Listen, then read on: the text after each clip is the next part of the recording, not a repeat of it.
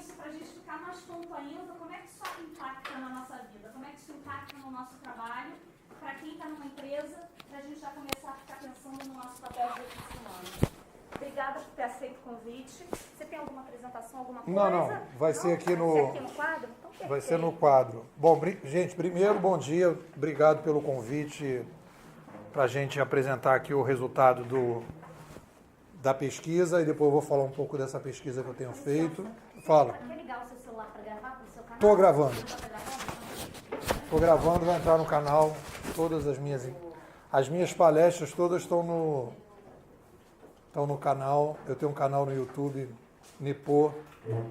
youtube.nepo.com.br. Não tem como errar, YouTube. O pessoal fala, consultar, ler, estudar. o pessoal fala assim, Nepo, porque no Brasil eu fui no numerólogo, no Brasil para fazer sucesso só 4 letras. Eu já vou dizendo isso para você. Xuxa, Zico, Pelé e Lula é a exceção que justifica a regra. Então, eu estou trabalhando, eu tenho 20 anos que eu trabalho com digital. Oi? Eu tenho 20 anos que eu estou trabalhando com digital. Comecei como coordenador do primeiro provedor de acesso, fui coordenador do Alternex, fui o primeiro jornalista que foi coordenador, não técnico, sou formado aqui na PUC, né? Sou jornalista aqui formado e montei minha empresa em 1995. Foi a primeira empresa de consultoria e estratégia de internet do Brasil, dezembro de 1995. De lá para cá eu tenho mais de 500 projetos. Se vocês querem me irritar, vocês dizem assim, o Nepo é um cara acadêmico. Eu não sou um cara acadêmico. Eu tive que estudar para poder entender e atender os meus clientes, que é diferente do cara que está na academia estudando questões que não são as questões que estão colocadas no mercado. Então, existe uma diferença que eu acho importante da gente entender que filosofia, teoria, não é necessariamente uma coisa pouco prática. Porque se você vai construir cenário, a ferramenta para a construção de cenário é filosofia, teoria. Depois você vai fazer o cenário.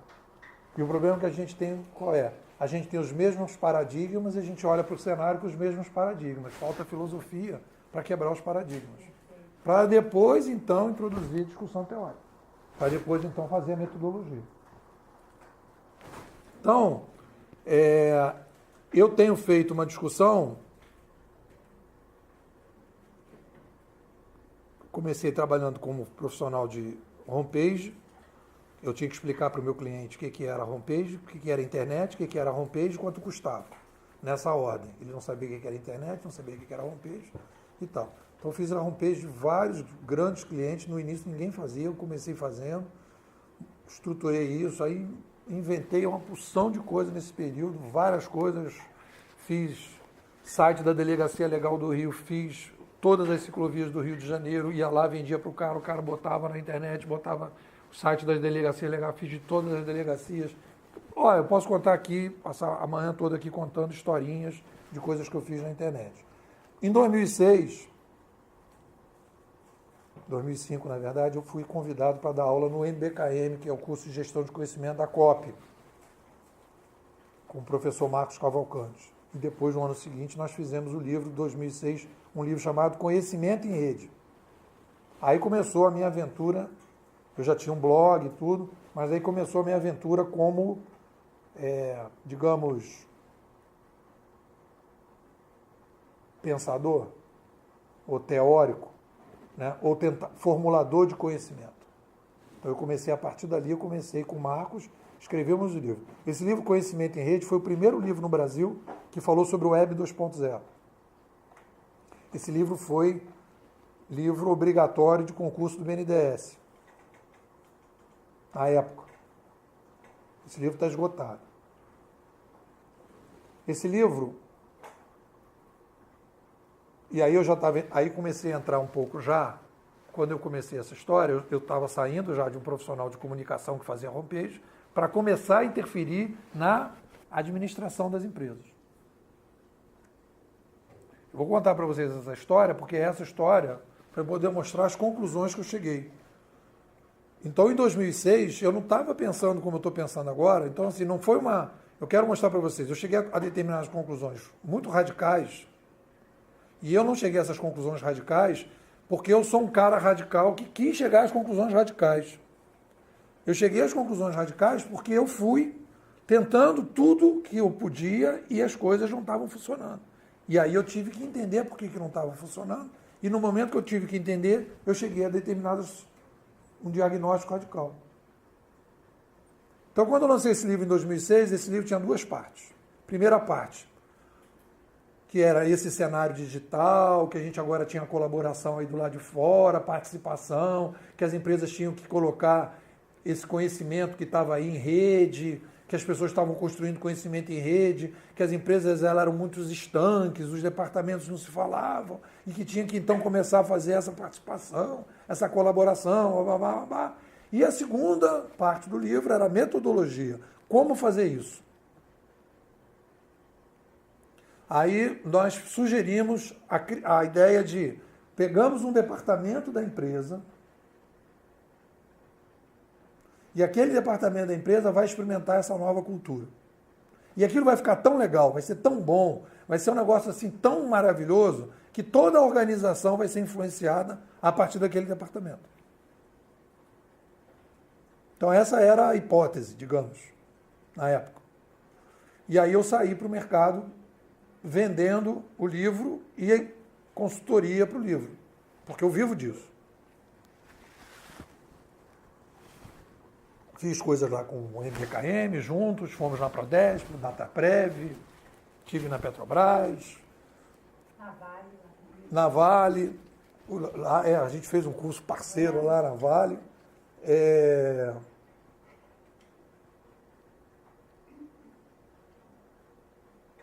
Embrapa, a NTT,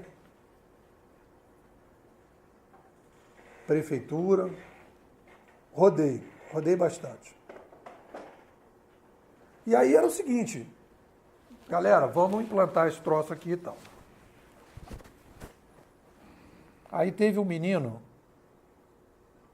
lá na Dataprev, que é mais ou menos as minhas reuniões de trabalho, de workshop, é tudo assim como aqui, tudo em roda. Aí ele falou assim para mim, Nepô, na boa, mas quando ele falou na boa, eu não achei legal aquele na boa, porque o na boa veio assim com aquele na boa escopeta. Na boa escopeta. E aí ele fez a pergunta que me fez jogar o livro fora. O livro eu tive que jogar fora, o Conhecimento em Rede. A pergunta dele foi a seguinte, Nepô, nós implantamos aqui o processo nesse setor, aí o setor era o B. O setor A disse para o setor B, ó, essa brincadeira aí de conhecimento em rede é da tua porta para dentro. Da porta para fora, esquece esse negócio. Que aqui vai continuar tudo igual, não vai mexer. E aí o cara do C para o B também disse a mesma coisa. Ó, o processo continua igual, é da porta para dentro, continua. Mas aqui não enche meu saco com esse trato de conhecimento em rede. Então, tinha uma galera empolgada aqui fazendo uma festa, mas a festa não se espalhava, ficava ali restrito. E os vizinhos reclamando. Aí o moleque chegou para mim e falou o seguinte, me pôr na boa. Isso que nós estamos fazendo aqui, olha só, é mudança na comunicação ou é mudança de processo?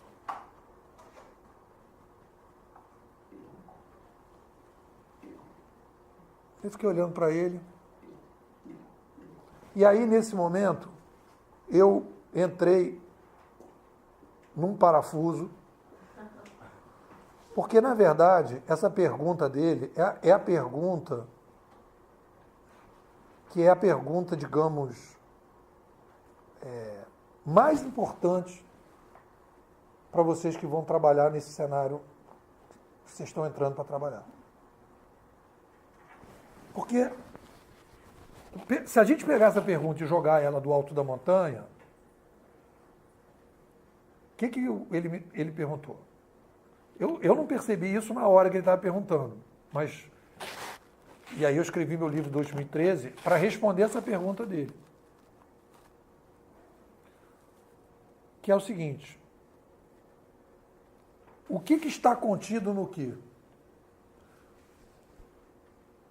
É o ambiente de comunicação que define o modelo de administração, ou é o modelo de administração que define o ambiente de comunicação? Entendeu a profundidade da pergunta dele? O Caetano tem vocês não... Antigamente, quando tinha LP, o Caetano tinha um LP que tinha uma bola redonda assim, azul. Eu acho que esse LP, eu acho que é um Muito, se eu não me engano. E tem uma música que o Caetano faz nesse disco, que é mais ou menos essa brincadeira de conjunto. O que está contido no quê? Aí nessa música, o nome da música é Ele Me Deu um Beijo na Boca. Aí no meio da música o cara pergunta. A Times Magazine diz que o Rolling Stones não cabe no mundo da Times Magazine. Mas será que não é a Times Magazine que não cabe no mundo dos Rolling Stones? Ou seja, quem é maior? O Rolling Stones ou a Time Magazine? Então, galera, e aí está um problema forte de paradigma na cabeça da gente. E aí eu tive que começar a tentar entender esse processo. Então, o que acontece? Para responder essa pergunta na boa, o que acontece? As empresas estão achando, as organizações estão achando, que é o seguinte: o mundo, nós temos hoje novas tecnologias de comunicação, novas formas de comunicação, e as empresas estão tentando pegar essa nova forma de comunicação, que é o que eu estava fazendo em 2006, e introduzir essa nova forma de comunicação dentro do modelo de administração atual. Faz todo sentido no primeiro momento, quando você começa a pensar no assunto. Mas quando você vai olhar para a história, e aí eu comecei a ir realmente mais fundo no negócio. Meu livro de 2013 já é um livro em que eu mudo a resposta que eu estava dando para essa pergunta desse menino. O que acontece? Não é o modelo de administração que define o modelo de comunicação. É o modelo de comunicação que a sociedade pratica que define o modelo de administração.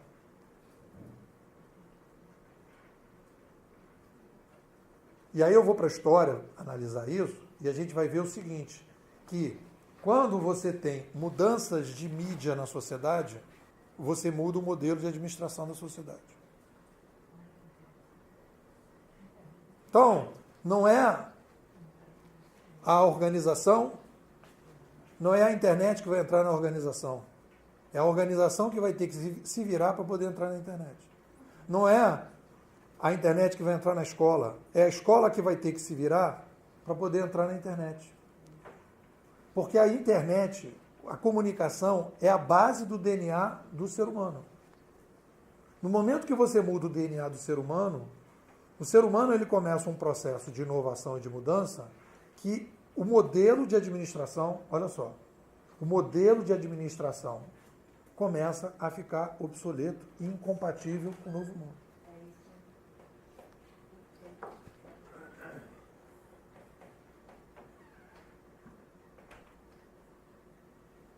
Isso, beleza? Isso é muito bonitinho falar, mas isso tem um impacto do ponto de vista administrativo e do ponto de vista de vocês que vão fazer RH, muito intenso. Essa é a questão central que está colocada hoje. E o que eu comecei a perceber? Que todas as tentativas que as organizações estão fazendo de trazer esse novo modelo para cá, elas não estão funcionando. Aí eu descobri um livro, que é um livro chamado Mídias Sociais nas Organizações. O cara fez uma pesquisa, 400 empresas nos Estados Unidos, 90% fracassou nessa tentativa de trazer isso aqui para cá. E aí, em 2013, quando eu lancei o livro Gestão 3.0, que eu entrei em crise depois da pergunta desse menino, e eu joguei o livro de 2006 fora, eu tive a coragem de dizer isso. Não dediquei, mas eu sempre falo nele. Então, esse livro, esse impasse, eu só resolvi em 2013, do ponto de vista conceitual. Qual foi? Aí tem algumas coisas que a gente tem que mudar. A primeira coisa que eu tive que perceber, e aí o livro ele tem 3 etapas, filosófica, teórica e metodológica. Na questão filosófica, para a gente poder entender por que o ser humano, as mudanças que o ser humano promove, a gente tem que entender que nós somos uma tecnoespécie. O ser humano é a única tecnoespécie do nosso planeta. Nenhuma outra espécie no planeta é tecno que nem a gente. E o fato da gente ser tecno significa o seguinte: quando você muda determinadas tecnologias, você muda o ser humano. E a nossa maneira de pensar. A sociedade é uma maneira que a gente acha que as tecnologias são neutras. A tecnologia é neutra, o ser humano faz dela o que ela quer. Não. As tecnologias influenciam o ser humano como se fosse uma espécie de aquário. Nós vivêssemos num aquário e as paredes do aquário são limitadas pelas tecnologias que nós temos. Então eu não posso, até a chegada do avião, o ser humano era uma espécie que não voava. No momento que chegou o avião, passou a ser uma espécie voadora. Qualquer pessoa, hoje, ninguém pensa que a gente um dia não podia voar. Mesmo o rei, que tinha todo o dinheiro do mundo, não podia voar. Era uma limitação da espécie. Não era uma limitação de quem era rico, quem era pobre. Ah, não, fulano tem celular, fulano não tem porque é pobre. Fulano tem televisão LCD, o outro não tem porque é pobre. Mas tem a televisão para vender. E quando não tem? É uma limitação de toda a espécie, independente do poder aquisitivo. No momento que eu crio o celular, ou crio o avião, eu passo a poder voar. E a partir daquele momento, o que eu promovo? Uma expansão do aquário. E eu permito que determinadas coisas que não eram possíveis antes possam começar a acontecer porque eu expandi o aquário. Está dando para entender a situação? Aí, geralmente, quando eu faço isso, sempre tem uma aluna minha que diz assim, mas eu não sou tecnológica. Eu sou natureba. E eu tenho o teste natureba para mostrar para vocês que não tem. Que a pessoa é tecno-natureba. Porque a pessoa diz assim, eu sou natureba porque eu tenho uma casinha em Mauá. Não, eu tenho uma casinha em Mauá e lá na minha casinha em Mauá não tem luz. Aí eu falo, mas como é que você vai para sua casinha em Mauá? Aí eu pego o meu jipinho. Eu falo, opa, jipinho é tecnologia. Então você tem que ir andando para sua casinha em Mauá. Ah, então eu vou pegar minha botinha e vou com a minha botinha para lá. Eu falo, não, querida, para você ir para Mauá, natureba, tem que ir pelada. Não é? Porque natureba é que nem o leão, não tem nada, que nem o elefante. O elefante não tem problema de tamanho de calça. Aí vai pelada. Ah, então eu vou pelada pela acostamento da estrada. Eu falo, não, querida. Estrada é asfalto transformado, é tecnologia. Você vai ter que ir pelo meio do mato descalça e tal. Ah, mas eu posso montar um cavalo. Pode montar um cavalo, mas chegando lá não pode passar pomada. Porque pomada é tecnologia. Então, quando a gente começa a perceber, a gente começa a ver que a gente considera a tecnologia o que é tecnologia nova. As tecnologias antigas que já estão dentro na sociedade são tecnologias que foram absorvidas, invisíveis para o nosso cérebro. E aí a gente não consegue ver o nosso lado mutante, porque a gente, não, mas essa sala de aula aqui, cadê a tecnologia nessa sala de aula? Não tem tecnologia, não. Sem tecnologia nós estaríamos aqui agora. Tudo isso aqui é tecnologia, que um dia foi inventado por alguém. E alguém disse, ai que saco, isso aí não devia vir, o ser humano não está acostumado com isso, e a gente foi se acostumando. Então isso, filosoficamente, é péssimo do ponto de vista filosófico. Do ponto de vista prático, ok, perfeito. Do ponto de vista filosófico, é péssimo. Porque as pessoas começam a ter uma visão falsa do ser humano. O ser humano ele é dependente de tecnologia. E quando tem determinadas tecnologias, essas tecnologias alteram o ser humano. Então essa foi a primeira coisa, que é a discussão filosófica, a discussão da tecnoespécie. Aí a gente vai entrar numa discussão teórica para entender por que a comunicação modifica o modelo de administração. E aí nós vamos ter que desenvolver aqui a teoria que eu chamo, que é a teoria do kitnet na Prado Júnior. Uma teoria importante que eu desenvolvi, que é a teoria do kitnet na Prado Júnior. Todo mundo sabe o que é um kitnet? Inclusive, hoje em dia não tem mais kitnet. Hoje é loft ou estúdio. O cara não vai botar no Airbnb que está alugando um kitnet. Ele está alugando um estúdio, né? E aí, então, no estúdio desse cidadão que mora solteiro ali na Prado Júnior, ele está deitado no sofá na sexta-feira. Sexta-feira ele está deitado no sofá. Tem alguém aqui de Niterói? Uhum. Pode falar, não tem problema. Não, outro dia eu fui fazer, o Guedes me convidou, amigo comum, o Guedes me convidou para fazer umas palestras no IBMEC, que era o IBMEC Talks. Então eu começava em Niterói, depois era no centro e na Barra. Aí quando eu cheguei na Barra, eu falei, gente, nosso evento internacional, nós já fizemos no centro, já fizemos na Barra e até em Niterói. Evento internacional, né? Visto, já estávamos com as vacinas tomadas, com passaporte, visto. Então, esse cidadão está na Prado Júnior, deitado no sofá, toca a campainha, ele olha na porta, e aí quando ele olha na porta, dá aquela sombra, não dá para fingir que não está em casa. 6 parentes chegando de Niterói para passar o fim de semana com o cara, tá certo? Então vocês veem o seguinte, é o estúdio, ex-kitnet, o cara tá lá, sozinho, chegam 6 parentes de Niterói. Então eu queria dizer o seguinte, quais são os problemas que vão acontecer e que precisam ser administrados nesse kitnet no fim de semana? Quais são os problemas que as pessoas vão ter? Chuta, ajudem. Banheiro, vamos lá, banheiro bom, banheiro, espaço, conforto, o que mais? Comida, barulho, bom, barulho, o que mais?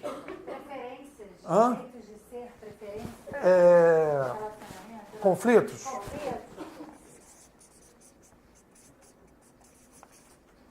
que mais?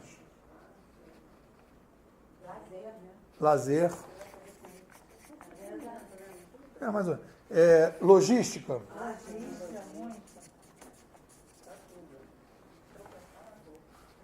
Aqui eu acho que a gente podia botar aqui conforto, botar barulho. Barulho, já tem. Mais alguma coisa? Vocês lembram assim? Bom, então vamos fazer o seguinte. Dentro da lógica, olha só como é que a gente não... Vamos pensar aqui, galera. Dentro da lógica,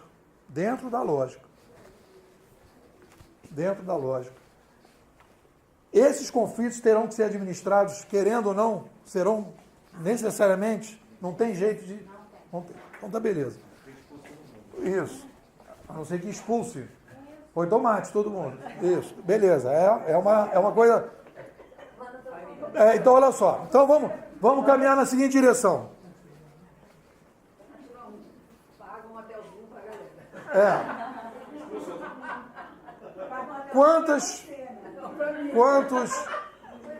Quantas pessoas moravam no nosso planeta? Homens, seres humanos, sapiens, moravam aqui em 1800. Quantos habitantes tinha no planeta em 1800? Quem chuta o número? Chutem o número. Esse número vai ser um número importante para vocês. 100 milhões. Mais. 200. 1800. Hã? Mais. Décimo do que tem hoje. Um décimo. Um pouquinho mais. 1 bilhão. 1 bilhão.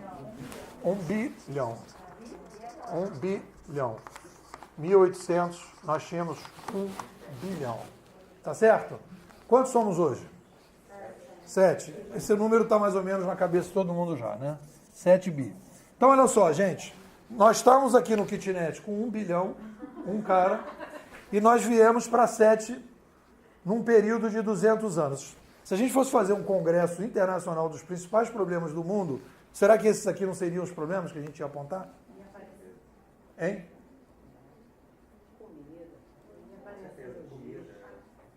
Então, qual foi a percepção? Procurando entender por que respondendo a pergunta desse menino, na boa. Então, o que acontece? Nós somos uma tecnoespécie e nós vivemos um fenômeno, isso aparece no livro de 2013, que eu chamo de complexidade demográfica progressiva. A espécie humana é a única que vive isso. Os outros animais não vivem um problema de complexidade demográfica progressiva. Sabe por que eles não vivem isso? Porque os outros animais, eles quando têm problemas de complexidade demográfica, eles se separam. Ou eles matam os menores. Eles não vivem um problema de complexidade demográfica progressiva. Então, e esse salto de 1 para 7 é o maior salto da história que nós tivemos desde que nós somos sapiens nesse planeta. Então, olha só, galera. A complexidade demográfica progressiva, que é uma situação específica da nossa espécie,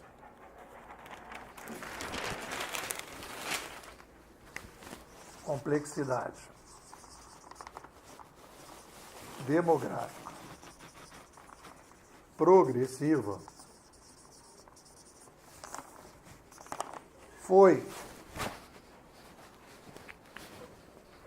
é uma característica do ser humano que não está dentro do nosso paradigma. Tanto que vocês não tinham na cabeça de vocês a evolução demográfica da humanidade. As pessoas não consideram a demografia algo importante. Pra vocês terem noção, o Brasil, chutem no Brasil quantas pessoas tinham em 1900. Alguém chuta? Mais ou menos. Hein? 30 milhões. Nós, no Brasil, saltamos de 30 para 210, mais ou menos agora. Nós aumentamos 7 vezes a população brasileira e no mundo nós aumentamos 7 vezes em 200 anos. E aí nós temos um problema com complexidade demográfica progressiva, que é o seguinte, nós temos 2 problemas aqui, que são importantes. A complexidade demográfica progressiva, ela tem uma questão que é a questão de número e uma outra questão de diversidade. Uma de quantidade e outra de diversidade, para a gente poder medir a complexidade. A de quantidade, a gente pode medir em pratos de comida, que a gente nem não tem noção. Mas, se vocês analisarem, multiplicar 1 bilhão e as pessoas, em média, comerem 3 vezes ao dia, nós estamos falando de 3 bilhões de pessoas. 3 bilhões de pratos de comida. Todos os dias, a nossa espécie tem que produzir 3 bilhões de pratos de comida em 1800. Hoje nós temos que produzir, com 7 bilhões, né, 7 vezes 3, 21 bilhões de pratos de comida todos os dias. É essa a logística que tem que girar para a gente poder chegar no final do dia. Todos os dias. 21 bilhões de pratos de comida. Uma observação, que em 1800 os hábitos alimentares eram bem mais frugais que hoje, né?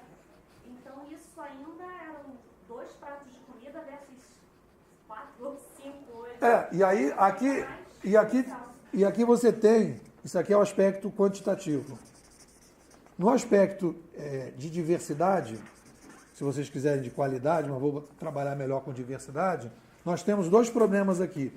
O lado objetivo, ninguém calça o mesmo sapato, ninguém tem o mesmo óculos. As pessoas têm demandas diferentes porque têm corpos diferentes. Então isso cria uma multiplicação que não é 1 vezes 7. Porque quantos pares de sapato eu tenho que produzir? 44, 43, 42, azul, vermelho, amarelo. Então isso gera um problema de complexidade. E a outra coisa é a questão subjetiva, que é objetiva. Aqui é a subjetividade. Eu não gosto de azul de maneira nenhuma, eu não gosto de amarelo, eu só gosto de amarelo clarinho. Aí começa um enorme. Então, o que acontece? Qual é a característica importante do ser humano? Nós somos uma espécie que tem complexidade demográfica progressiva. Uma espécie que tem complexidade demográfica progressiva pode aumentar o tamanho da população. Pode. Não tem problema nenhum. Mas vai virar escrava da inovação. Mas não vai poder manter o seu modelo administrativo permanentemente. Mas não vai poder manter o seu modelo de comunicação permanentemente. Porque vai precisar dar upgrades para poder resolver o problema do novo patamar de complexidade. Se não fizer essas mudanças, nós entramos em processo de baixa qualidade, caos e crise. Tem lógica isso? Então, quando a gente começa a analisar as mudanças que nós estamos passando, depois de 1 para 7 bilhões de pessoas, a gente começa a entender a causa da mudança. Nós estamos mudando o modelo de comunicação e nós vamos mudar o modelo de administração porque ele se tornou incompatível com o novo patamar de complexidade. Ponto. Não é alternativa, não é opcional, é obrigatória a mudança. E aí nós vamos analisar a macro-história e nós vamos perceber o seguinte. De tempos em tempos, numa espécie de espiral, nós vamos promovendo mudanças por causa desse aumento de complexidade e por uma característica da nossa espécie. Nós, de tempos em tempos, nós saímos dos gestos, isso aqui, e fomos para a oralidade. Há 70 mil anos, tem uma descrição bastante boa dessa passagem no livro Sapiens, Uma Breve História do Homem. É a primeira vez que alguém escreve isso com mais tranquilidade, de melhor acesso. Esse livro aqui, Oralidade, 70 mil anos. Depois nós temos a chegada da escrita, há 8 mil anos, em 2 fases, escrita manuscrita, e depois, há 500 anos, a escrita impressa. Depois nós tivemos as mídias eletrônicas, que na verdade não modificam muito a situação, porque depois eu vou falar disso, questão da linguagem, e nós temos hoje o digital. Toda vez que a gente modifica aqui, nesse livro do Sapiens, por exemplo, quando a gente começou a falar, nós pudemos deixar de ser uma espécie nômade, nós pudemos criar agricultura, nós pudemos domesticar os animais e nós pudemos aumentar o tamanho da população. Porque enquanto a gente era nômade, ficava lá todo mundo gesticulando um com o outro, não dava para combinar bacana como é que a gente ia matar um bicho maior, como é que ia cuidar disso, como é que ia fazer. A gente não podia ir para uma aldeia. Então a gente precisou começar a falar para poder dar um outro ciclo civilizacional. Quando a gente começou a se espalhar e as civilizações cresceram, a gente precisou escrever. E aí a gente começou a escrever, foi o que permitiu as grandes civilizações. Se vocês analisarem todas as 3 3 ou 4 grandes religiões hoje, né? Você começa com o judaísmo. É basicamente psicografia escrita. A Torá. O cara recebe, vai em cima do monte lá, recebe os 10 mandamentos e começa então um processo escrito. Então você tem a escrita. Se não tivesse a escrita, não teria essa religião. Depois você tem o cristianismo, a Bíblia também é escrito. Aquilo unifica, cria um monoteísmo, porque vem alguém que começa a definir como as coisas são. Quem é esse alguém? Você pode dizer que é Deus, mas você também pode dizer que é o livro. Aquele livro começa a ser organizador daquela religião. Nós não teríamos aquela religião. E o monoteísmo ajudou a gente a fazer o quê? A matar as tribos. Porque antes é o seguinte, a minha tribo não fala com a sua, nem com a dela, nem com a dele. Não falo com ela. Mas, se nós todos temos o mesmo Deus, você pode ser de outra tribo, mas a gente compartilha Deus. E aí, então você começou a poder ter grandes civilizações em torno de grandes religiões. E a gente foi crescendo. Então, toda vez que a gente tem mudanças de mídia, a gente tem impactos fortíssimos na sociedade. Porque a gente pode começar a fazer o que a gente não podia fazer antes. E começa a se estruturar de forma diferente, para poder continuar crescendo. Quando chega a escrita impressa, em 1450, que é... Eu tenho um capítulo na minha tese de doutorado só sobre essa comparação da escrita impressa com a internet, e já tem vários autores trabalhando com isso, né? A escrita impressa, em 1450, estrutura a sociedade moderna. Sem a escrita impressa, não teria república, não teria livre mercado, e nós não estaríamos aqui sentados conversando. Ela foi a escrita 2.0. Ela permite que a gente, então, chegue numa sociedade como a gente tem hoje. E a gente se estruture como está se estruturando agora. As organizações, hoje, são, de certa forma, a gestão, que é o modelo de administração que a gente tem, é filha desse modelo que a gente tem aqui, e a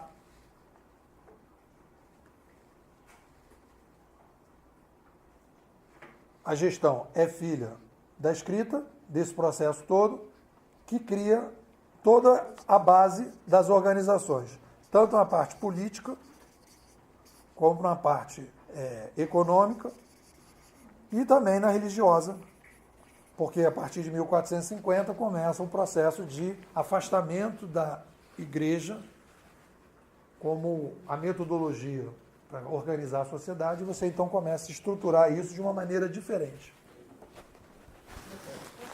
Fala. O papel da arte nisso tudo, né? Não sei quanto no seu trabalho você aborda isso, mas uma coisa curiosa, né? Porque você tenta entender lá, você visita as catedrais, né? Sobretudo no continente europeu, e a grande explicação para toda aquela quantidade de expressões artísticas que representam a religião vinha muito com uma tentativa de inclusão do homem não letrado, né? Do homem que não lia. Quer dizer, como é que hoje, quer dizer, então a arte teve um papel importante, né? Eles foram contratados pelos grandes reis e sacerdotes para que pudesse, que a plebe, né, que ficava lá, né, pudesse entender, porque ele não dominava a escrita. Hoje, como é que você vê esse paralelo, né, dentro dessa sua reflexão, quanto à inclusão digital? Como é que tudo isso entra, né, quando... porque eu acho que essa coisa está sendo feita de um movimento um pouco diferente. Eu não sei quanto é a percepção sua, inclusive, dessa contribuição. Como é que arte, cultura e educação, né, a gente coloca isso tudo nesse momento? Não sei se... Quando a gente tem essa passagem aqui, quando a gente tem esse momento aqui da chegada de uma nova mídia, digamos assim, nesse primeiro momento aqui, eu chego a uma nova mídia aqui, eu tenho um primeiro período aqui, que é uma revolução de comunicação. E tem um segundo período, que é uma revolução da administração. E aqui permeia tudo isso aqui, movimentos de liberação de criatividade e de inovação. E aí vem os movimentos artísticos. As pessoas não se percebem, eu gosto de tirar foto, tiro fotos e boto no Instagram. Cara, o Instagram é uma espécie de iluminismo, né, moderno. Porque eu gosto de tirar foto de inseto, você tem foto de inseto tirada todos os dias por milhares de pessoas no mundo todo. E todo mundo olhando as fotos uns dos outros, né? E aí tem os grupos que escolhem as melhores fotos do dia e mais não sei do que, papai. É um ciclo gigantesco, todo mundo se retroalimentando o tempo todo. Isso é né? Milhares e milhares de vídeos no YouTube. Isso aconteceu na chegada da prensa. Na minha tese eu apresento um dado que é de 1450 a 1500 circularam na Europa de 0 para 6 milhões de livros. Para você ter uma noção, em 50 anos, 6 milhões. As pessoas falam, hoje a explosão da informação. Isso aconteceu. Isso é um fenômeno recorrente. Então, na parte teórica, eu vou trabalhar com a ideia de que o ser humano, ele, sendo tecnoespécie, ele vive a complexidade demográfica progressiva e, por ser uma tecnoespécie, ele é obrigado, e por ter uma complexidade demográfica progressiva, ele é obrigado a fazer revoluções civilizacionais. Nós estamos vivendo hoje uma revolução civilizacional. Não é uma revolução da comunicação e não é uma revolução da administração. É uma revolução civilizacional que pega os dois aspectos. Primeiro nós mudamos a comunicação e depois nós mudamos o modelo de administração. Aí, nesse momento,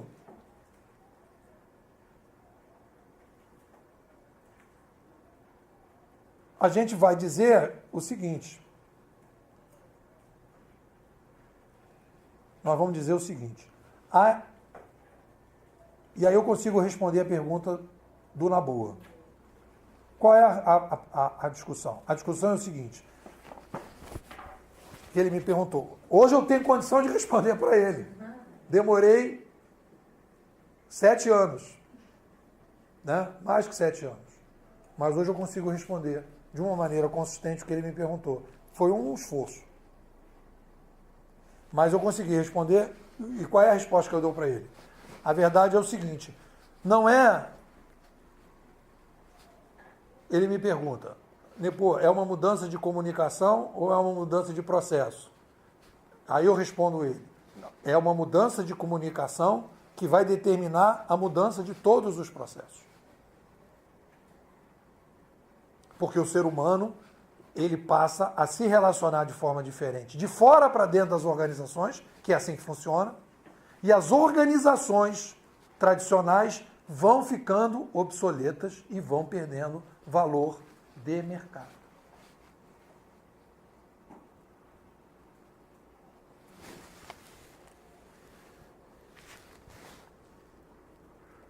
Beleza. Aí o livro de 2013 vai com o título Gestão 3.0. Aí me liga, aí eu lanço esse livro aqui em 2016, depois de 3 anos discutindo. Aí eu sou... Bom, deixa eu antes falar isso aqui. Bom, 2013, esse é o diagnóstico. As organizações atuais não vão sobreviver. Quando eu fui mandar isso para a editora, meu dedo ficou assim. Vou ter coragem de dizer isso? Mandei. E aí qual era a metodologia? Porque o livro, todo o meu esforço é apresentar uma metodologia que eu acho que funcione. Por mais que os meus clientes muitas vezes nem achem que estão vivendo uma crise, nem achem que estão perdendo valor no mercado. Apesar de que o cara ia no final do ano para Búzios. Depois ele vai para Iguaba Grande. Depois vai para Iguaba Pequena. Mas ele não percebe ao longo do tempo que ele não vai mais para Búzios. Que ele está indo para Iguaba Pequena. Mas existe uma situação que é a seguinte.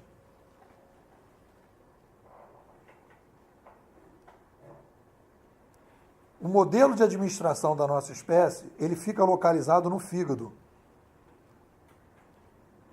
E as pessoas não têm acesso ao fígado. As pessoas não conseguem acessar o fígado. E precisa fazer um transplante de fígado. Com a pessoa andando, sem anestesia. Vocês veem que não é fácil. Chegar para o cara, meu irmão, você tem que fazer um transplante de fígado sem anestesia, caminhando. Mas eu tenho, depois de muito conversar, depois de milhares de reuniões, de horas, de coisa e tal, eu percebo claramente isso. O modelo que a gente tem hoje de administração está no fígado. A gente tem uma forma de pensar controle, qualidade, tudo está no fígado. E não se consegue acessar o fígado. Algumas pessoas, muito poucas, conseguem acessar o fígado. Por uma característica específica de perfil.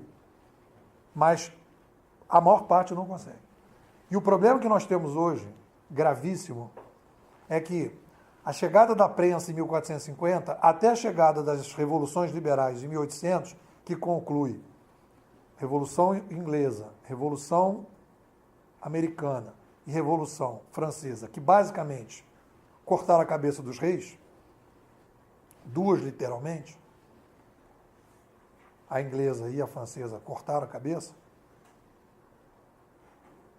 porque eles não queriam mais aquele modelo de gerente para a sociedade. Demorou 350 anos. Só que nós não temos 350 anos. A cooperativa de táxi, todo mundo que gosta de fazer planejamento estratégico vai para Campos do Jordão. Não sei porquê. Fazer planejamento estratégico em Campos do Jordão. Aí eu faço uma brincadeira assim, a cooperativa de táxi foi fazer o seu planejamento estratégico em Campos do Jordão. Que normalmente é 98% festa, 2% planejamento estratégico. Pega o planejamento estratégico do ano passado, dá uma atualizada em meia dúzia de coisas e vai todo mundo encher os cornos no fim de semana. Aí o pessoal da cooperativa de táxi falou, vamos melhorar o call center. Melhora o call center. Aí o outro lá, vamos fazer um financiamento para melhorar os rádios dos táxis, para o cara pegar. Melhora o rádio do táxi, não sei o quê. Papá, atualizou lá o negócio, todas as cooperativas de táxi voltaram para os seus lugares. Aí na semana seguinte que eles voltaram, ainda meio de ressaca, aparecem os aplicativos de táxi. E aí começa a sair os motoristas das cooperativas para os aplicativos, porque perdeu o sentido das cooperativas. Aí quando eles estavam meio tontos, aparece o Uber, que já começa a questionar os próprios táxis. Não é mais... Porque o Taxi Beat, que foi o primeiro, 99, etc. tal, questiona a cooperativa. O Uber questiona o táxi. E o Uber sem motorista vai questionar um motorista.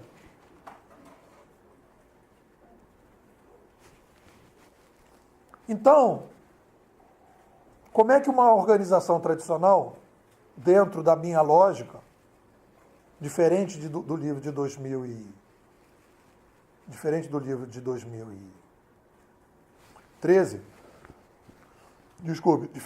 2006, em 2013 eu proponho a criação de um laboratório separado, que é, no mercado hoje conhecido, a Gartner tem uma metodologia que chama bimodal. A empresa continua trabalhando normal, mas cria uma área bimodal. Uma área que vai criar coisas completamente disruptivas. Dentro da atualização que eu fiz no livro, eu brinco que é uma fazenda com 3 áreas. Tomate, a empresa planta tomate. Então tem uma área de tomate, tem uma área de tomate orgânico, que é, digamos, uma inovação um pouco mais radical, e tem um pedacinho da fazenda que é kiwi. Kiwi é outra cultura. Não é mais legume, é fruta, não é mais, a caixa não é mais, é outro cliente, não é mais para a hora do almoço, é para a sobremesa. É outro modelo, kiwi é outra coisa. Então eu sugiro, na época eu não estava chamando desse jeito, mas é um modelo bimodal. Então, esse modelo bimodal é no bimodal, na parte 2 do bimodal, que a organização se prepararia para começar a entender o que está acontecendo e abandonar o atual modelo. O bimodal pode ser conservador ou um pouco mais radical. A minha visão, porque eu estou vindo da macrohistória, é que o bimodal tem que incorporar a ideia da mudança de administração. Normalmente o bimodal, o cara quer fazer mudanças pequenas, coisas que ele não consegue fazer internamente. Na minha visão de bimodal, o bimodal deve ver uma coisa que se chama curadoria. Só dá para chegar na curadoria a partir dessa visão que eu trouxe macrohistórica. Então vamos fazer o diagnóstico do que seria o bimodal 3.0. Existe o bimodal, tem muita gente usando bimodal, não é uma coisa que o mercado não conhece bimodal. A Amazon, quando fez o Kindle, criou o bimodal, uma sala secreta para criar o Kindle. Depois, um dia, apareceu o Kindle que matava a velha Amazon. Mas era bimodal. Né?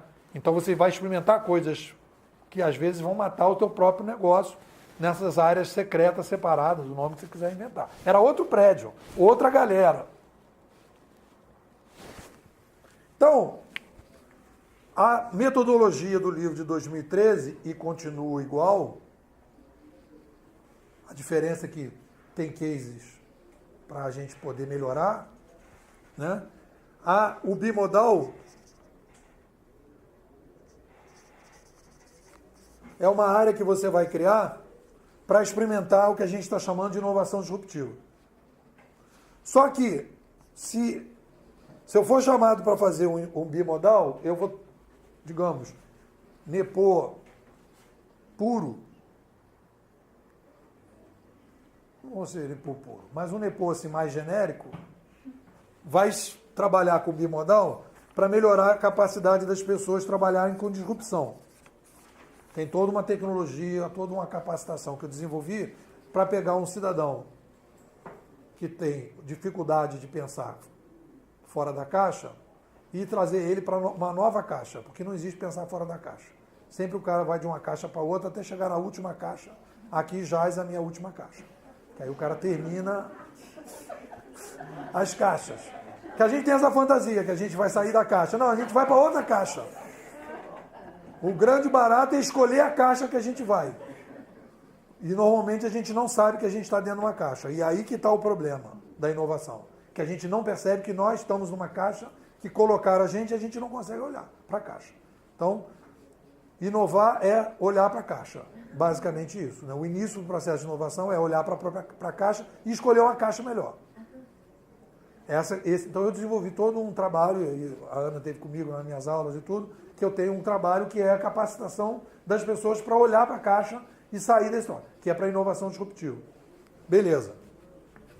Só que na minha análise, se o cliente tiver um pouquinho mais de fome de futuro, tem uma segunda etapa desse bimodal, que é o seguinte. A segunda etapa do bimodal é o que eu estou chamando de curadoria.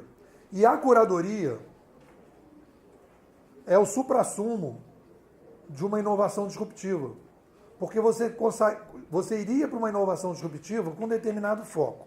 Na minha avaliação, o Uber não é um novo modelo de negócio. O Uber é um novo modelo de administração.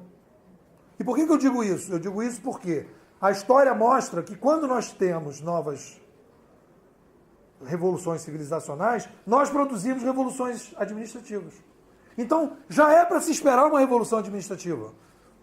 E qual é o papel dessa revolução administrativa? Ajudar na melhoria de lidar melhor com a complexidade. Eu vou dar exemplos para vocês do limite. E aí, quem é que está em crise?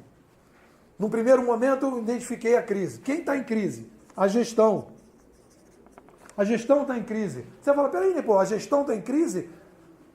Não confunda a administração com gestão. A administração sempre vai existir. A gestão é filha de um contexto de comunicação. A gestão explica a cooperativa de táxi, mas a gestão não explica o Uber. A administração explica o Uber. Está dando para entender a diferença? Porque o Uber é um modelo de administração novo, que não é mais gestão. Quantos gerentes tem no Uber? Vocês sabem?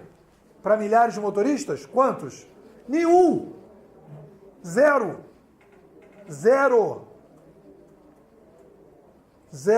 Aí quando vocês falaram de RH, a questão da liderança, do gerente, da importância, do aí o cara vai dizer, meu irmão, aqui não tem gerente. Ah, estou montando um curso de capacitação gerente. Que gerente? Cadê o gerente no Uber? Mostra onde é que está o gerente. Ah, lá no escritório deles, não sei aonde, tem 3 gerentes. Pô, não estou falando de 3 gerentes do escritório. Eu estou falando que existem milhares de motoristas se autogerenciando com seus consumidores sem nenhum gerente. Como é que vocês vão fazer RH no Uber? Ah, não, né? Pô, o Uber não vai massificar, não vai crescer. Será que não vai crescer esse modelo? Aí tem as dúvidas, a gente pode colocar algumas dúvidas. Então, primeiro quem está em crise é a gestão. Eu fiz uma matéria na Época Negócio, uma entrevista comigo na Época Negócio, em 2015, foi a mais compartilhada do ano, que o título era Vamos acabar com os gerentes. Aí eu botei um óculos escuro, um boné para sair na rua. Cadê aquele cara que vai matar o gerente? Eu falei, não. Vamos acabar com o gerente. Por quê? Porque aí eu comecei a ganhar cacetada do pessoal da administração, que dizia que eu era, não sei, ganhei tiro de tudo que é lado. Mas eu não estava dizendo que ia acabar o gerente na gestão, eu não dizia isso. O que eu estava dizendo é que na curadoria não tem gerente. E não era um projeto do NEPO como consultor, era uma análise de uma pessoa que está olhando para a história e que está percebendo uma situação. Porque muita gente vem falar para mim, isso é modismo. Eu falo, não, modismo foi reengenharia. Modismo foi gestão de conhecimento. Porque alguém inventou aquele nome e foi para as empresas. Agora não é modismo porque é o consumidor que está fazendo, junto com outras empresas. Não é um modismo administrativo, é um novo modelo administrativo. Está dando para entender a diferença? Então a gestão está em crise, o gerente está em crise, e esse modelo administrativo perde valor. Isso eu posso afirmar com vocês. Você pode dizer, mas sempre vai ter gestão daí para frente. Tudo bem, sempre vai ter gestão. Eu não vou discutir se vai ter ou não vai ter, se um dia vai ter lá não sei aonde, não sei o quê. O que eu quero dizer é o seguinte, quem vai gerar valor no mercado hoje é a curadoria. Gestão é manutenção de coisas. Inovação, mudança, vai para a curadoria. E a curadoria vai abrir cada vez mais a distância em relação à gestão. E as empresas que continuarem apostando na gestão sairão, como já estão saindo, da locomotiva do futuro e irão para vagão. A pessoa fala, eu gosto de vagão. Tudo bem, fica vagão. Mas não vem brincar de locomotiva, você não é locomotiva. A Globo não é mais locomotiva. Tá? As cooperativas de táxi não são mais locomotiva. A indústria da música não é mais locomotiva. Existem outras locomotivas. Então aí vocês vão perguntar, beleza, então, tem 2 coisas aqui que eu acho que eu queria terminar para a gente abrir para vocês conversarem, porque a gente tem até 10h30, não é isso? 11? Então, até 11, então, são 10h30, mais meia hora. Meia hora, tá. Então, olha só.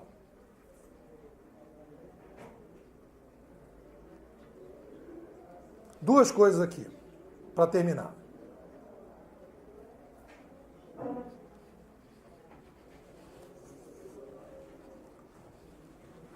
Nesse último livro, Administração 3.0, esse aqui é o copião do ano passado e tem um outro que eu fiz agora, uma atualização, que vai sair nas livrarias agora, esse ano.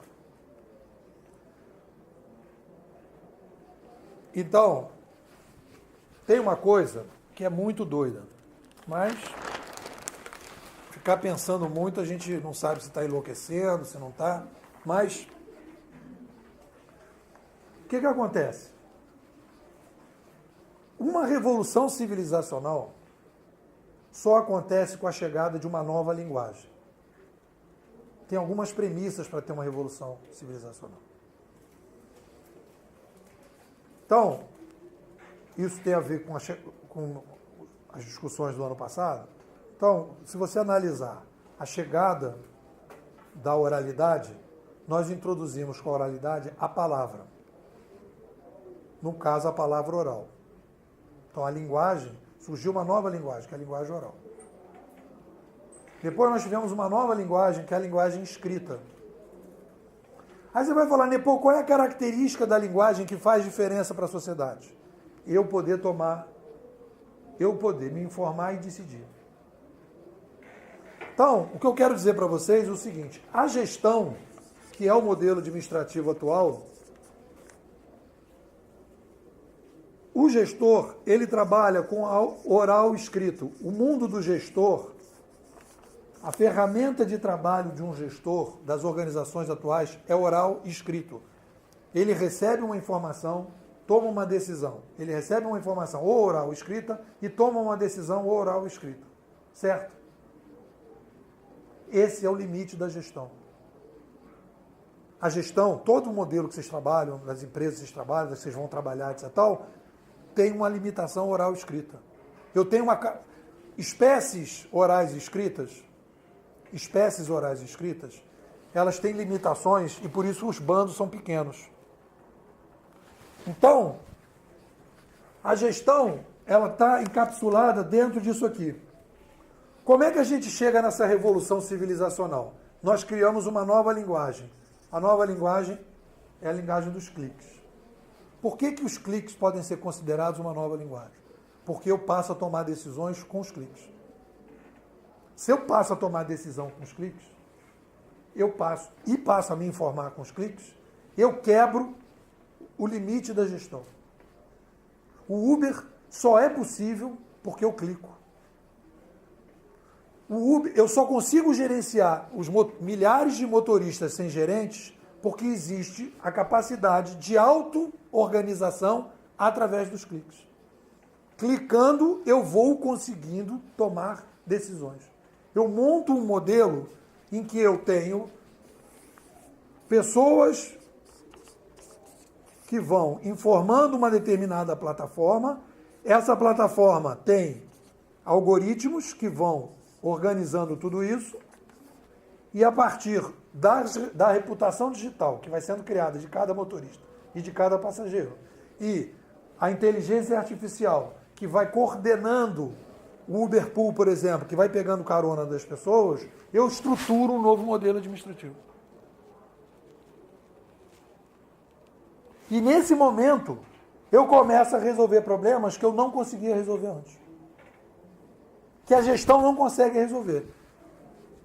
Quer ir para o chão de fábrica? Prefeitura, tive 3 anos trabalhando com o pessoal, formei 140 alunos nessa visão de inovação 3.0. E a questão que a gente coloca aqui é o paradoxo que eu trago para vocês, para mostrar para vocês que a gestão não consegue resolver os problemas que a gente tem hoje. Boa parte deles é o seguinte: nós temos 10 mil ônibus no Rio de Janeiro, 40 fiscais. Como é que resolve esse problema? Eu preciso fiscalizar 10 mil ônibus. Eu só tenho 40 fiscais. Como é que eu resolvo esse problema? Aumentar o número de fiscais, aí chega no final do ano, não tem 13º. Se eu botar 400 fiscais, também não vai resolver o problema dos 10 mil ônibus. Eu não aumentar o call center, custo altíssimo, não vai resolver. Ou seja, 10 mil ônibus com 40 fiscais é inviável resolver na gestão. E totalmente possível, a baixo custo, resolver na curadoria. Porque eu boto todo mundo com aplicativo no celular, todo mundo começa a avaliar cada ônibus, cada motorista, eu boto uma inteligência artificial para tirar os motoristas que não estão funcionando. Obviamente vocês vão dizer, pô, mas aí tem problema de legislação trabalhista, bababá. Isso é outra coisa. O ser humano é o seguinte, no momento que o ser humano vê que é por aqui o caminho, pode demorar, mas ele vai quebrar as barreiras todas. Então, nós temos hoje no mercado um novo modelo de administração, que é a curadoria. A curadoria, a base da curadoria é o clique, que permite a gente fazer coisas que não podia, e nós temos, então, uma outra figura de administrador, que é o curador. Não é mais o gestor. Curador é aquele que coordena as plataformas. Curador é aquele que não é responsável por nenhum produto ou serviço. Ele gerencia relações que produzem produtos e serviços. E o papel do curador é deixar que as relações aconteçam de uma forma a gerar confiança. E aí eu começo um processo completamente novo na sociedade. Isso vai acontecer, na minha opinião, na política, isso vai acontecer na educação, isso vai acontecer nas organizações, isso está acontecendo já em tudo que é lugar. E nós, então, começamos um processo radical de mudança administrativa. E aí eu respondo a pergunta do Naboa. Não é uma mudança de comunicação. É uma mudança de comunicação que muda o modelo de administração. Porque eu mudei o modelo de comunicação. E a partir daí, a minha proposta, quando eu vou e tenho uma organização com fome de futuro um pouco mais avantajada, eu ofereço o laboratório bimodal, que é o modelo da Gartner, já com foco em curadoria. Quando a organização não tem tanto vontade de futuro, eu ofereço um bimodal só para disrupção. Mas a tendência é ir ganhando espaço para a curadoria.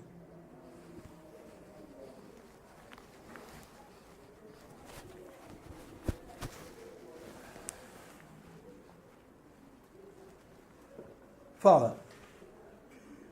Isso que eu estava pensando. Não, você está querendo falar, eu ouvi. Já é a quarta linguagem. A primeira é oral, gesto oral, a quarta linguagem é telepática. Pode falar. Isso é o caminho justamente, você fala, isso vai eliminar todo o processo, você fala de RH, de gestão de desempenho, onde você tem o gestor fazendo a própria avaliação subordinada, 360, seja lá o que.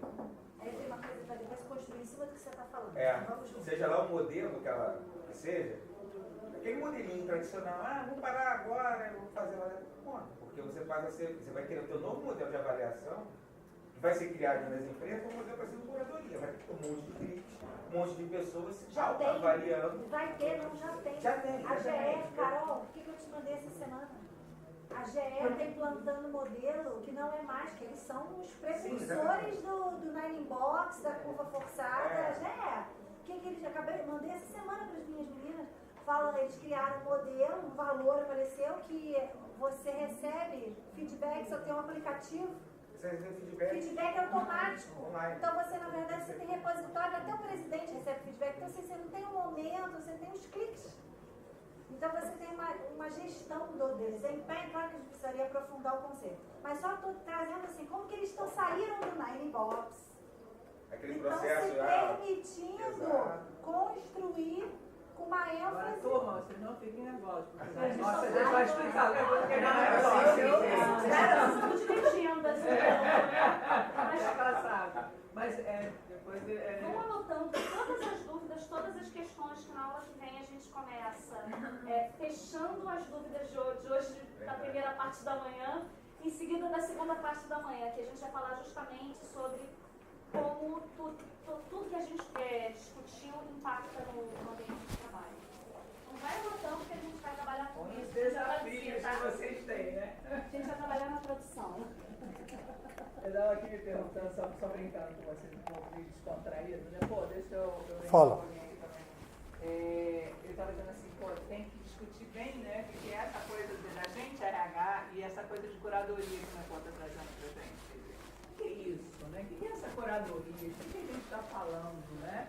Quer dizer, profissional é esse, né? A gente é o profissional das respostas ou o profissional das perguntas? Quem é esse curador? O que o curador faz? Que papel é esse dentro das organizações e a gente, recursos humanos, né?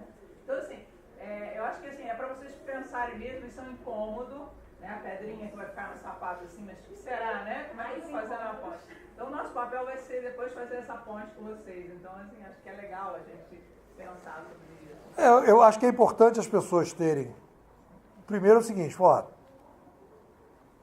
um dia lá apareceu um tal de Nepomuceno que falou tal coisa. Uma coisa que eu digo é o seguinte, existe uma coerência no que eu estou falando. Eu posso estar completamente equivocado, mas tem uma coerência, tem uma lógica. Tem uma lógica. Essa você pode dizer, questões você pode colocar, mas a curadoria não será hegemônica. Nunca vai ter um McDonald's curadorado, uberizado. Ou não vai ter nunca uma hidrelétrica uberizada. Aí eu digo assim, pode ser que não. Mas será que vai ter hidrelétrica? Porque a mudança não é só da administração. Tem uma mudança cultural que vem junto, que a pessoa não quer uma série de coisas que ela queria antigamente. Isso. É uma coisa é uma cultura que vem junto. Então a pessoa não quer. Da mesma maneira que o pessoal lá, quando o cara nunca imaginou que o rei não ia ser mais o rei. Mas teve toda uma mudança cultural que veio junto, veio a arte, veio a poesia, e veio não sei mais o quê, né? E veio os filósofos, veio Descartes com a visão cartesiana, da lógica, não sei do quê, aí não sei o quê, e as pessoas foram caminhando até chegar na República. A República não seria conseguida construir em 1500. Ali começam as primeiras revoltas. As manifestações de 2013, que a gente está vendo aqui no Brasil, ou a Primavera Árabe, elas são muito parecidas com a Reforma Protestante do Lutero. Você não vai comparar 2013 com Direta Já, ou com não sei o quê. Você vai comparar com Lutero quando você tem uma mídia concentrada na Europa e, de repente, descentraliza a mídia. O Lutero começa a dizer, gente, tudo que está dizendo aí na missa não tem nada a ver. Estou lendo a Bíblia aqui, é outra parada aqui. O que ele está falando? Está botando no YouTube dizendo, cara, o filho do governador está pegando helicóptero depois do carnaval. É isso que o Lutero fez. Ele começa a criticar o Papa. Imagina na época criticar o Papa, como a gente está vendo agora. O governador está preso, mas foi mais ou menos o que aconteceu. Você vai entender com muito mais clareza, com essa dimensão histórica. Fala.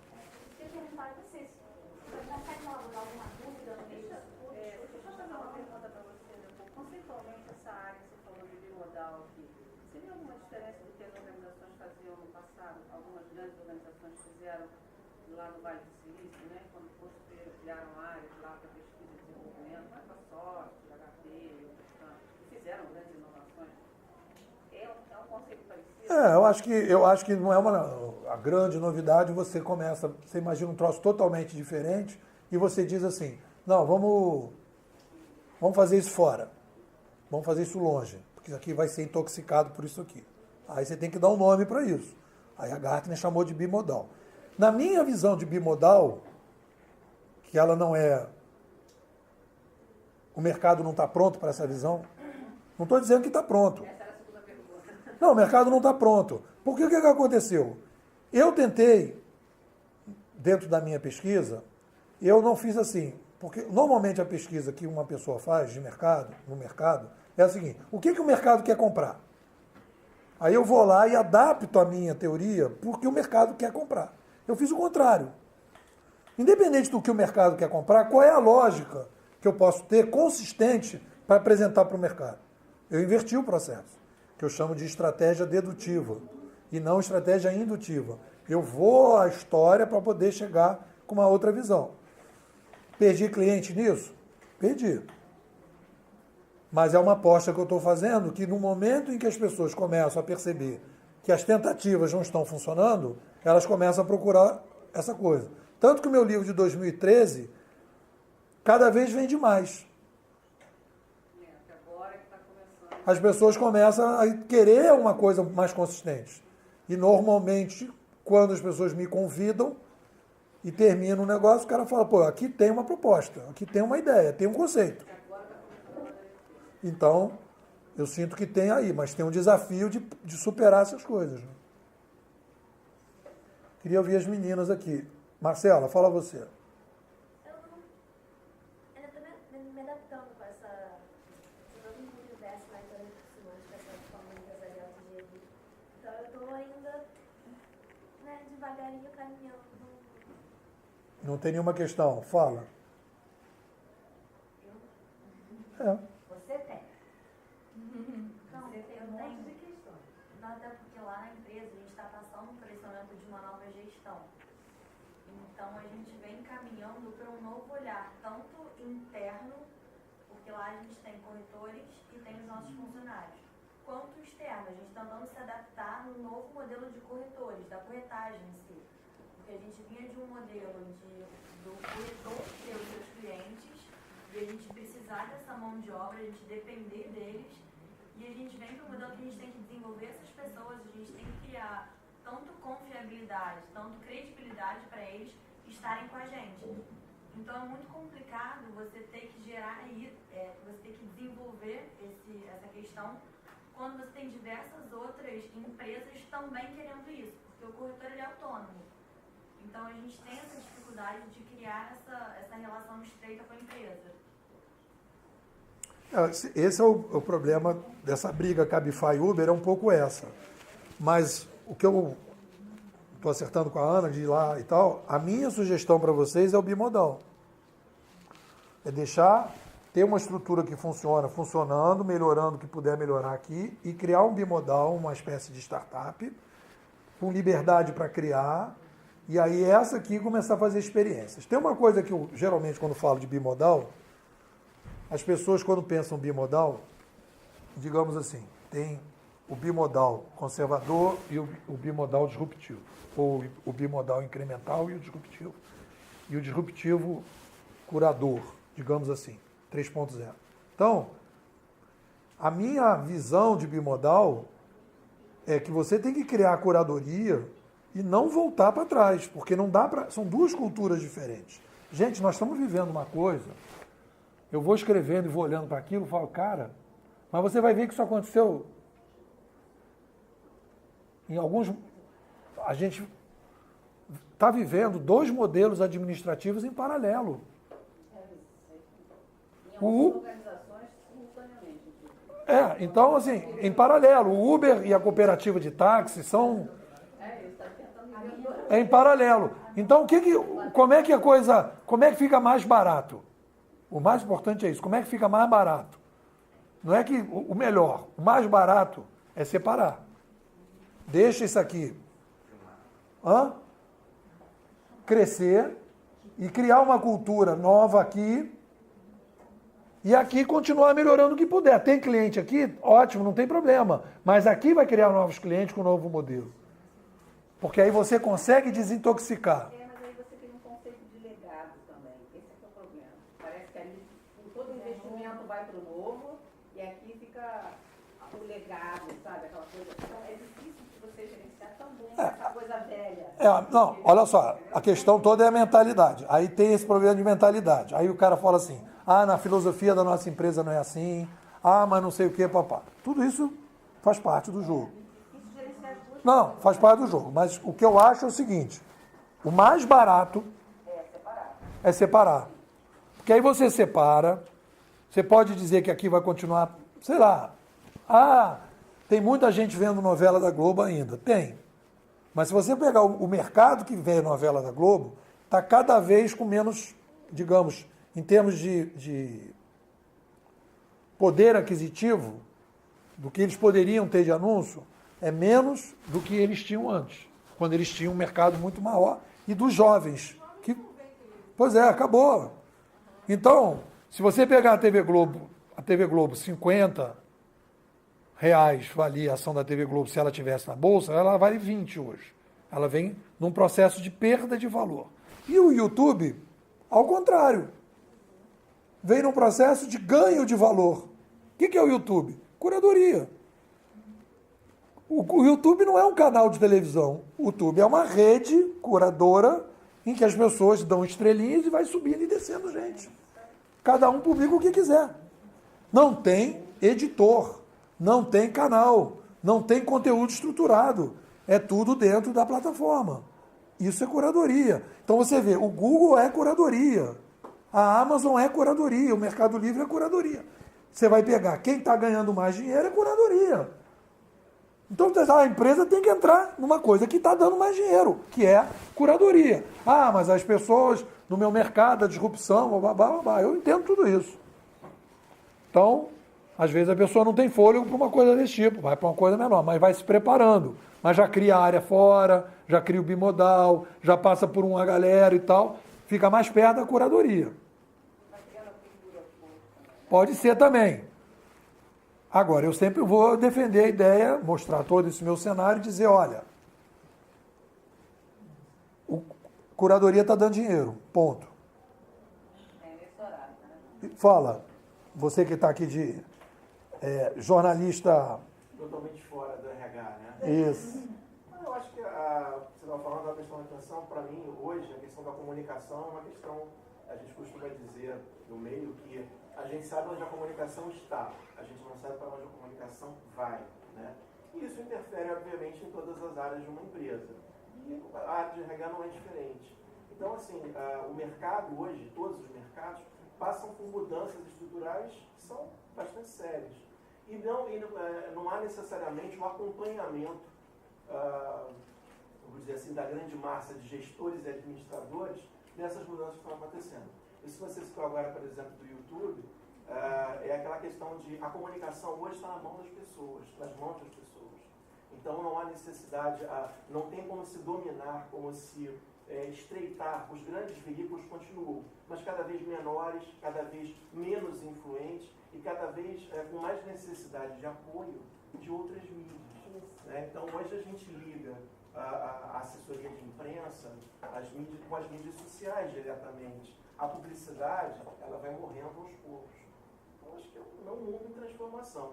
E essa questão do Uber, por exemplo, que você citou, anteontem a gente estava conversando com o pessoal da área da comunicação, eles estão fazendo uma matéria que fala justamente de como, em algumas dessas empresas, como o Uber, a Netflix e outras, a comunicação nem sempre acompanha da forma que deve o modelo do negócio. Né? Então, a comunicação não é disruptiva como o modelo surgiu dessa forma. Então, no meu diagnóstico é o seguinte, é a boca de jacaré. Quanto mais tiver curadoria, mais vai ficar obsoleta a gestão. E quanto mais houver tentativa do pessoal em querer ouvir o pessoal de dentro e ouvir o pessoal de fora, qual é o problema? O gestor, ele precisa processar a linguagem oral e escrita. Ele não tem capacidade de processamento. Você só consegue ir para o outro modelo se você dá poder de decisão para as pontas. Queria falar uma coisa para não... Eu quero falar uma coisa que eu não posso deixar de falar, que era a segunda coisa que eu botei a seta, que é a seguinte.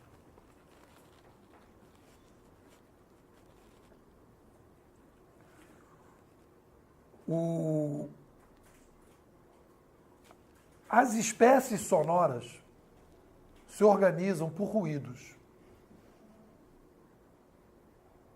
E existem espécies que têm mais população que se organizam por rastros químicos, que é o caso das formigas. As formigas não têm líder alfa. As formigas têm lideranças contextuais. Então, eu sou uma formiga, tá certo? E aqui está o caminho das formigas. Aqui está o caminho das formigas. Então eu estou vindo aqui. Como é que a formiga se organiza? A formiga vem aqui, opa, tem um caminho aqui. Aí vem aqui, um break box. O que ela vai fazer? Pega um pedacinho do break box, vem voltando e vai com a bundinha dela curtindo o caminho. Ela vai dando estrelinha pro caminho. Olha só, a bundinha dela aqui, dando estrelinha. Aí ela vai deixar o rastro aqui. Curtiu o caminho. A outra que está vindo atrás, opa, tem break box aqui. E a galera vai entrando sem gerente, porque tem a curtição do caminho. Tá dando para entender onde é que eu quero chegar? Tá. Então, nós estamos passando, em função do pico de 1 para 7 bilhões, de uma espécie sonora para uma espécie química, para uma espécie que se organiza através de lideranças contextuais. Eu não preciso de um líder alfa com os cliques, porque cada pessoa clicando, que é o caso do Waze, vai me dizer o caminho. Isso é um formigueiro. Então nós estamos fazendo uma passagem na sociedade hoje muito doida. Porque a revolução civilizacional é um upgrade da espécie para uma outra espécie. Está vendo o tamanho do pepino? Nós estamos saindo de um modelo de gestão e de administração oral escrito para um modelo de administração por cliques, que vamos imitar as formigas. E eu começo a ter as lideranças contextuais. Que é o que acontece. Alguém viu um suicídio no metrô, filmou, aquele canal de 0 vai para 3 milhões e volta para 0 em 2 semanas. Por quê? Porque aquela formiga tinha algo a passar para o formigueiro. Faltam 3 minutos, vou pegar uma palavra. Andréia. Agora você me fez pensar nisso que você estava falando aí dos 3 milhões. Uma palavra, resume. Eu acho que é disrupção. Disrupção.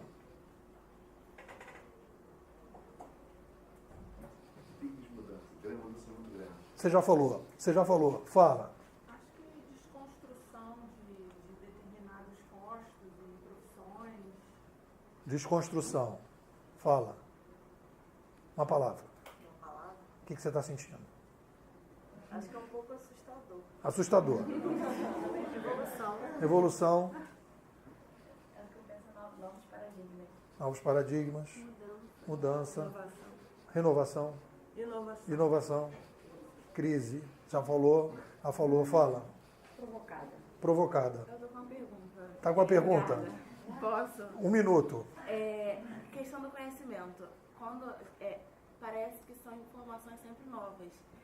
E algumas empresas sentem necessidade do conhecimento já adquirido, do conhecimento que já tem. Aí você falou da gestão de conhecimento, e aí vai a liberdade corporativa, isso tudo. E aí eu fico me perguntando, ok, e o que a gente faz com o conhecimento? Como faz para gerir esse conhecimento que as empresas já possuem e não pode perder? O conhecimento gera processos, os processos geram produtos e serviços, e esses produtos e serviços são colocados no mercado. Então tem que perguntar o seguinte, qual é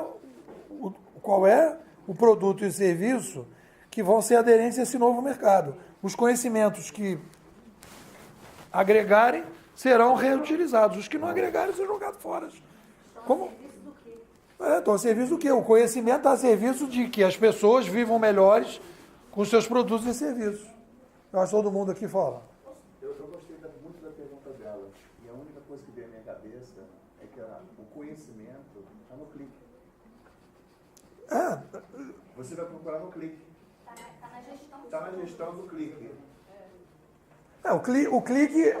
Eu lembro quando eu era garoto, eu tinha que fazer trabalhos da escola, eu ia para a biblioteca, pegava livros e mais livros.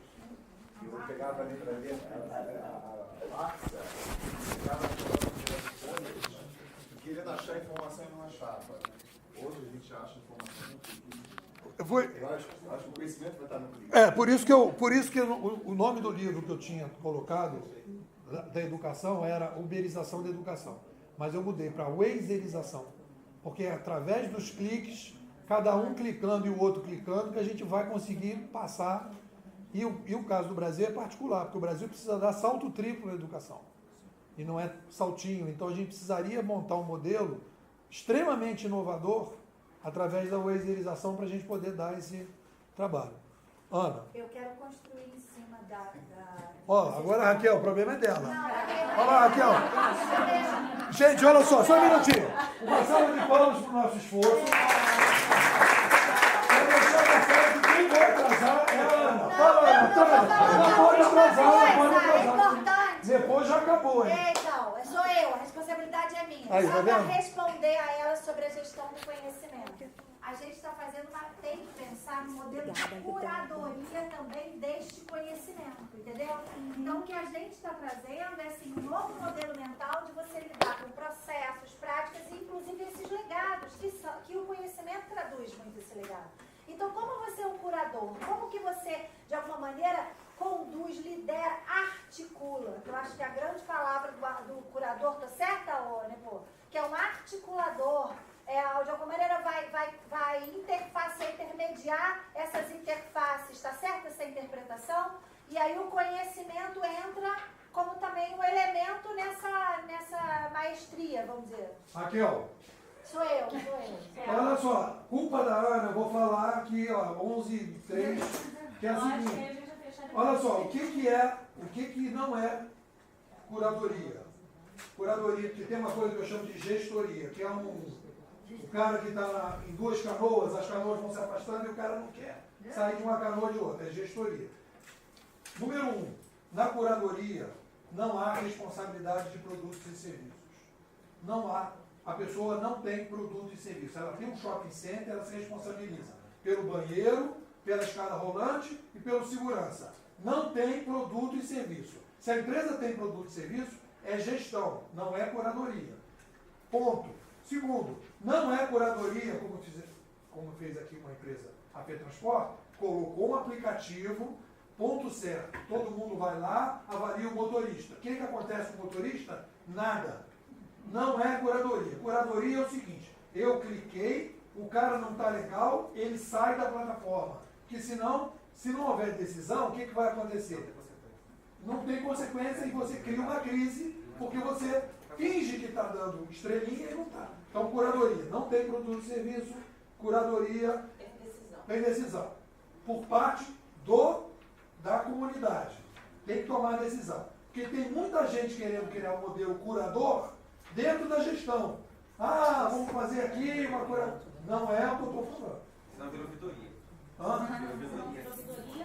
Ouvidoria mal feita. Ouvidoria mal feita. E acho que é um processo diferente, né, gente? Eu acho que eu vi as carinhas de susto de todo mundo.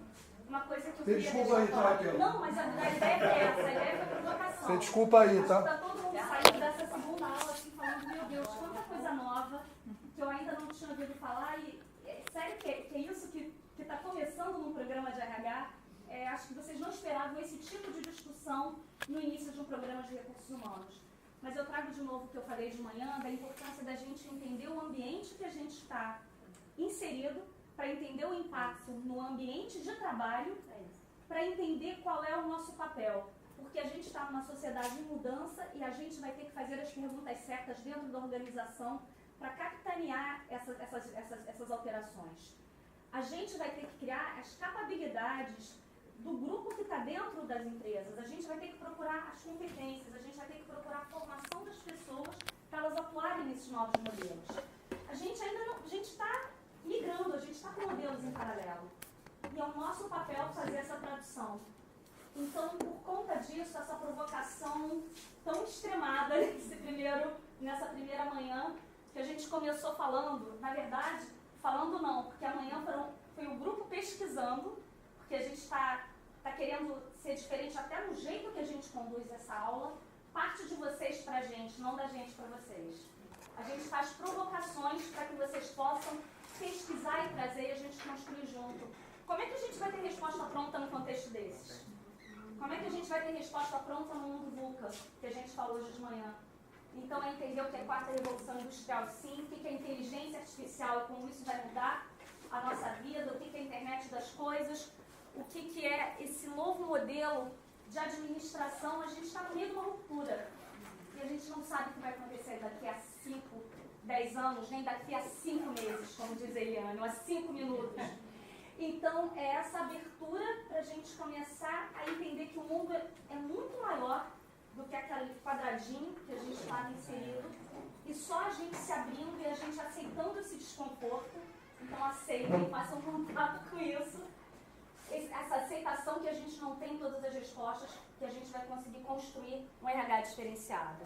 Eu queria agradecer muito, muito, muito as provocações que você trouxe, dizer para as meninas que o susto não é só para vocês, a gente que já tem uma estrada de RH de 20 anos, eu, Denise, Andréia, Wagner, Eliane, Ana, a gente fica tão provocado quanto vocês. De repente até um pouco mais, porque todas as verdades que a gente aprendeu e que a gente aplicou. Vocês têm uma vantagem sobre a gente, vocês não precisam desaprender. A gente.